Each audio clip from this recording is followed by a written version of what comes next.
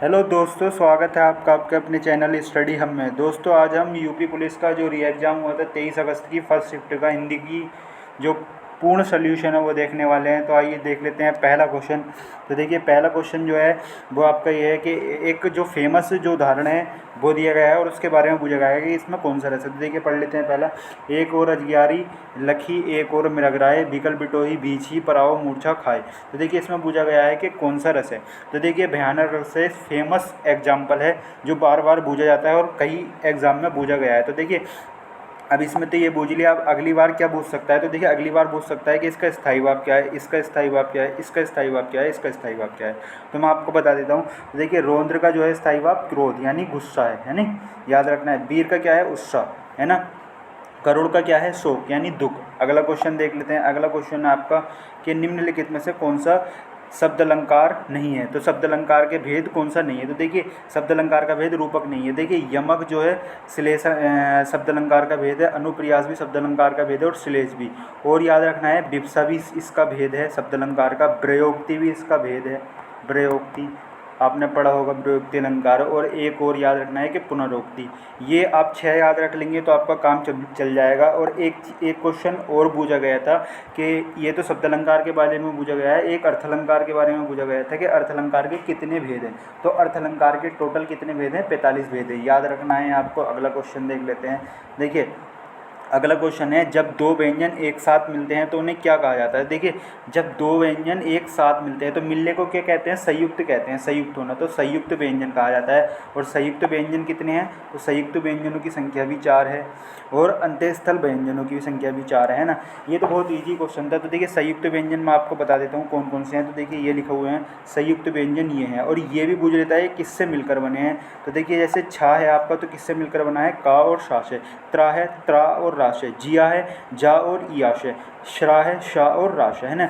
और अंत्यस्थल व्यंजन कौन कौन से हैं, तो या, रा, ला और बा। ये भी याद रखने हैं आपको चारों। अगला क्वेश्चन देख लेते हैं। देखिए, अगला क्वेश्चन 61 नंबर का आपका कि अगम और आगम शब्द का सही अर्थ बताना है। तो देखिए, अगम का अर्थ होता है दुर्लभ और आगम का अर्थ होता है उत्पत्ति। अगला क्वेश्चन देख लेते हैं। तो देखिए, अगला क्वेश्चन पूछा है कि मूक का अनेकार्थी शब्द कौन सा नहीं है, है ना।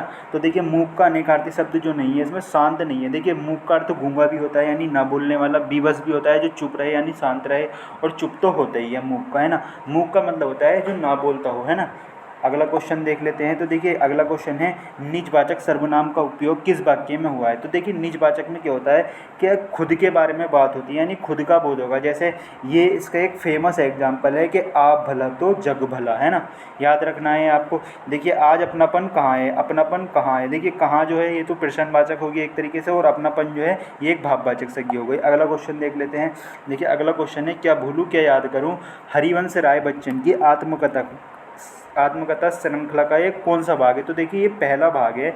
इसके जो टोटल हैं वो 4 भाग है, ये पहला भाग है। तो 3 भाग कौन कौन से हैं। देखिए, पहला है, अगला जो मतलब जो इसके और हैं 3 भाग वो कौन कौन से हैं, नीड़ का निर्माण, बसेरे से दूर, 10 द्वार से सोपन तक। अगला क्वेश्चन है कि हिंदी भाषा के लिए साहित्य अकादमी पुरस्कार के प्रथम विजेता कौन थे।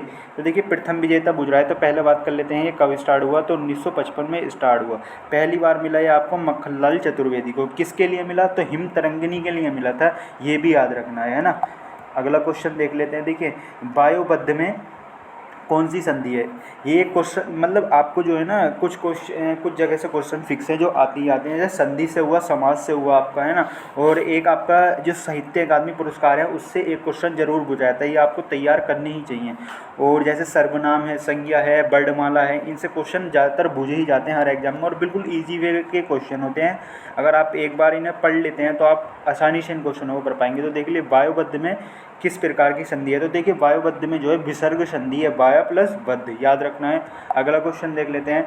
देखिए, अगला क्वेश्चन है 2019 का साहित्य अकादमी पुरस्कार किस रचनाकार को दिया गया है। तो मतलब रचनाकार के बारे में पूछ रहा है। तो ये नंदकिशोर, और किसके लिए मिला था, छलकते हुए अपनों को। 2019 का नंदकिशोर आचार्य को, और किसके लिए, छलकते हुए अपनों को। देखिए, यहाँ पे लिखा हुआ भी है छलकते हुए अपनों को। अगला क्वेश्चन देख लेते हैं 68 नंबर का। अगला क्वेश्चन है देश प्रेम। तो देखिए, कौन सा समास ये बुझाए। तो पहले इसका समास विग्रह कर लेते थे। तो इसका समास विग्रह जो बनेगा वो बनेगा आपका क्या बनेगा, तो देश के लिए प्रेम, देश के लिए, देखिए के लिए, जिसमें कारक चिन्ह आ जाए तो वो हो जाता है आपका तत्पुरुष समास, है ना। दिगु, दिगु में देखिए, दिगु मैं आपको ट्रिक बता रहा हूँ याद रखने की। देखिए दुई, इसे दुई भी बोलते हैं ना, इसका मतलब होता है एक संख्या यानी दो, है ना। दुई इसका मतलब होता है एक संख्या, तो इसका जो पहला पद होगा ना वो हमेशा संख्या होगा। दिगु, द्विंद का, है ना। याद ये वो दिगु का आपको याद रखना है, इसका पहला शब्द जो होगा संज्ञा होगा। अवयवी, देखिए अवयवी, अवयवी इसका सामस करिए, मतलब इसको अलग अलग तोड़िए। देखिए अवयवी, इसमें अवयव आ रहा है तो अव्यय, अव्यय इसका जो पहला शब्द होगा वो अव्यय होगा, है ना, याद रखना है। और बहुब्री इसका अनेक अर्थ निकलता है, यानी अगर सामस बिगड़े करेंगे तो अर्थ कुछ और ही निकलेगा, है ना।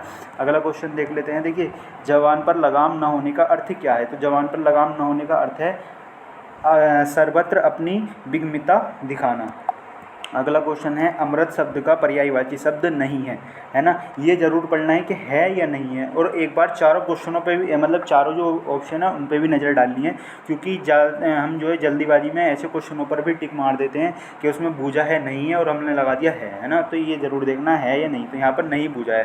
तो देखिए अम्य भी हो, सुधा भी है और सोम भी है ना, तो याद रखना है। और क्षीर जो है वो इसका पर्यायवाची नहीं है ना।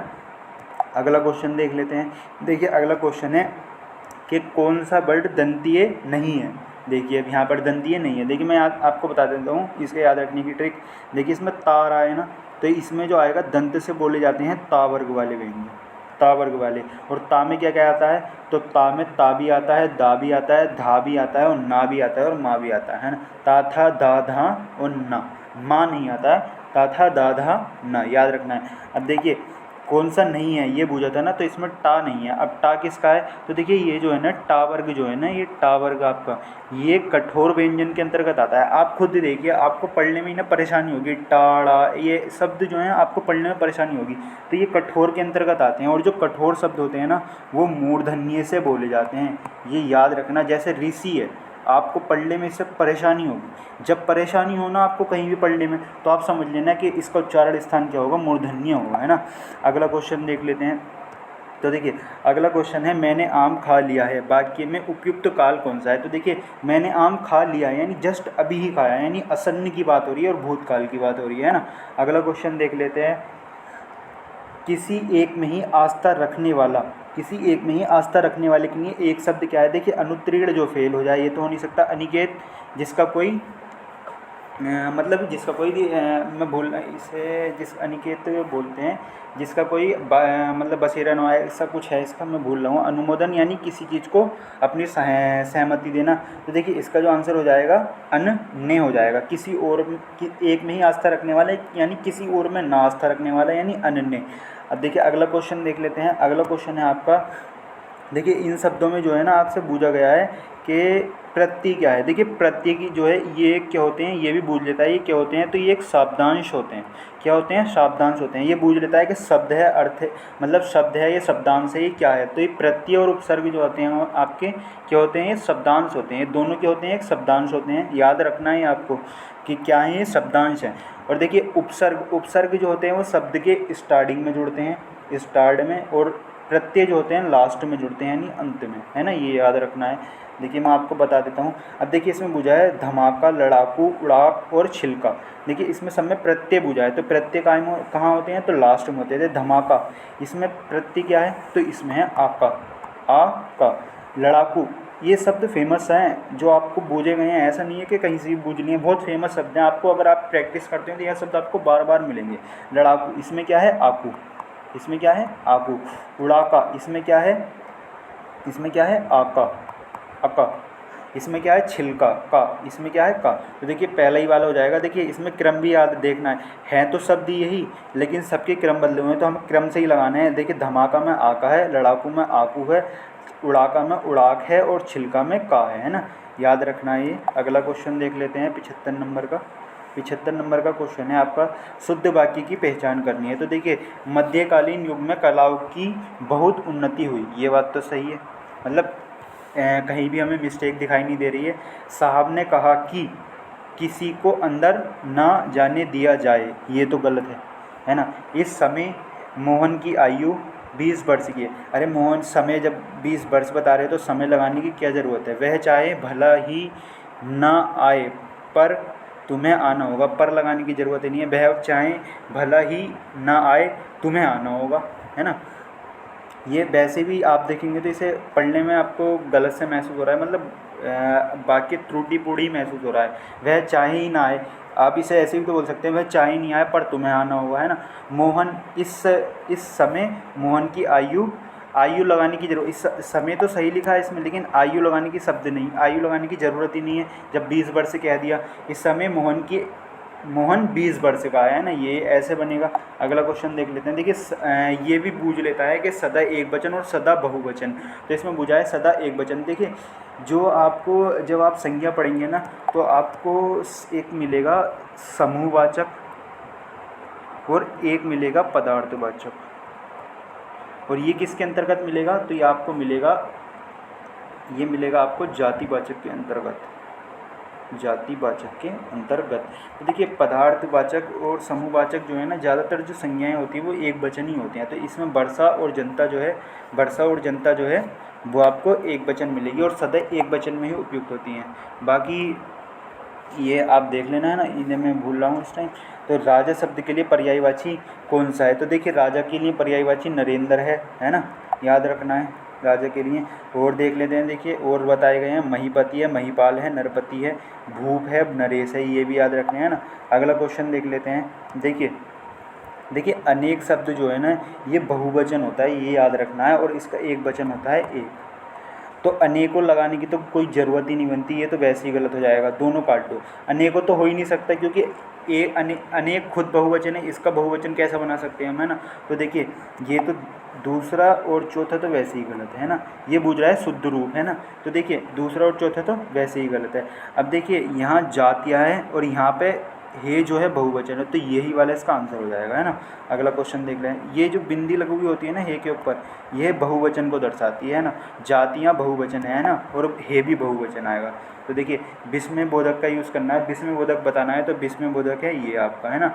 ये क्या है, विवरण चिन्ह है, ये क्या है, अल्पविराम है, ये क्या है, तो ये आपको, ये जो है आपको एक मतलब जैसे समास के बीच में जो यूज़ होता है, ये समासिक चिन्ह भी बोलते हैं इस चिन्ह को, है ना।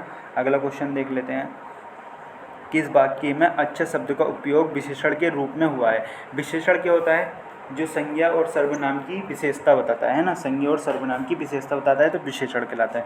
देखिए अच्छा तुम घर जाओ, यहाँ तो नहीं हुआ है, तुम की थोड़ी विशेषता बता रहा है, तुम यहाँ पे सर्वनाम है, तुम की थोड़ी बता रहा है। अच्छा है वह अभी आ जाए, यहाँ पे भी नहीं हुआ है। तुमने अच्छा किया जो आ गए, यह स्थान बहुत अच्छा है ना। अगला क्वेश्चन देख लेते हैं। अगला क्वेश्चन है, प्रेम सागर के रचनाकार कौन है। प्रेम सागर के रचनाकार हैं तो लल्लू लाल, याद रखना है। और कौन सी भाषा में, ब्रज भाषा में लिखी गई है ना। अनावर्त शब्द का भिन्नार्थक क्या है, तो देखिए ये क्वेश्चन जो है गलत आया था, इसे पीआरबी ने हटा दिया है ना। अगला क्वेश्चन देख लेते हैं।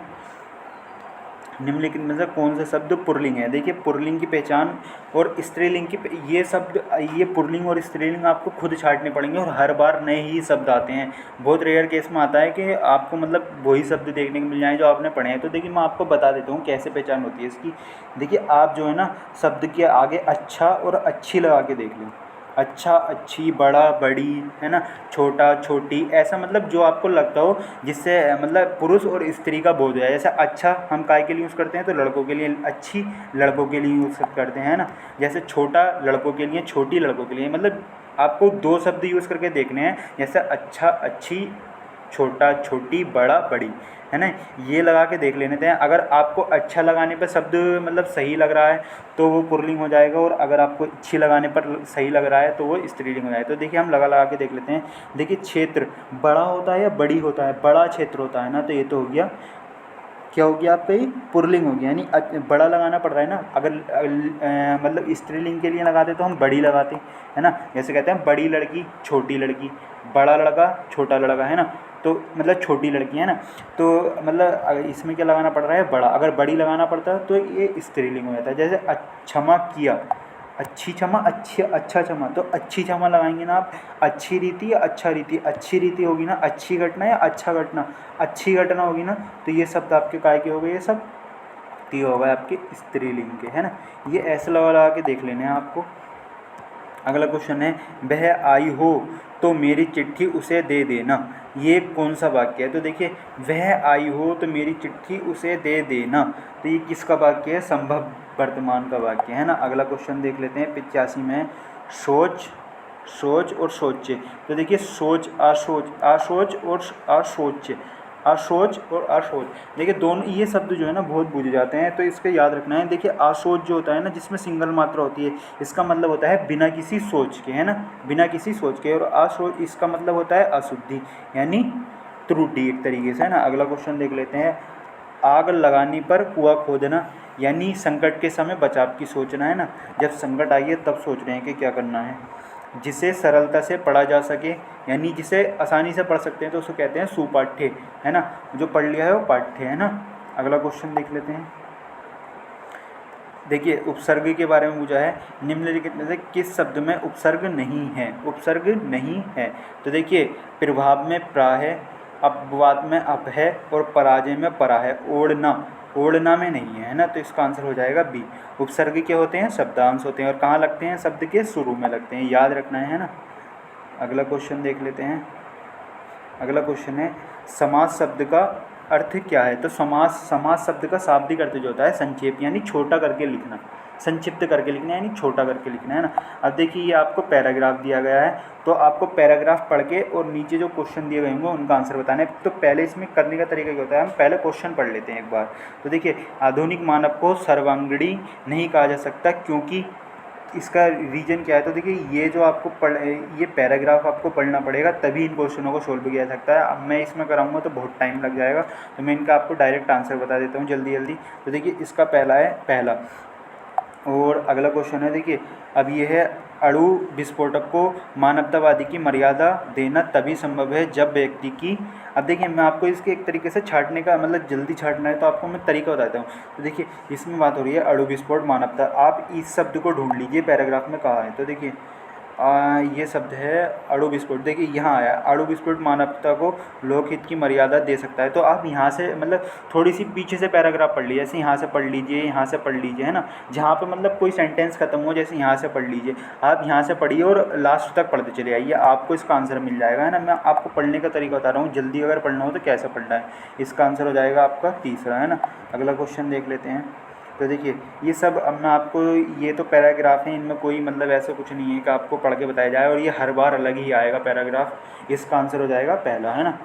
मैं पढ़ के बताता हूँ। आज का मानव अगले व्यक्तित्व और अस्तित्व के प्रति इसलिए शंकालु है क्योंकि वह मानव की विध्वंसक शक्तियों में भयभीत है ना। अगला क्वेश्चन है, हमारी विज्ञानरत शिक्षा। तो इसका आंसर हो जाएगा आपका सी, है ना। अगला क्वेश्चन देख लेते हैं, मानव समाज को भस्मासुर कैसे कहा जाता है? तो इसका आंसर हो जाएगा आपका डी। अगला क्वेश्चन देख लेते हैं। बस मिलते हैं नेक्स्ट वीडियो में। लाइक करें, चैनल को सब्सक्राइब कर लें। जय हिंद।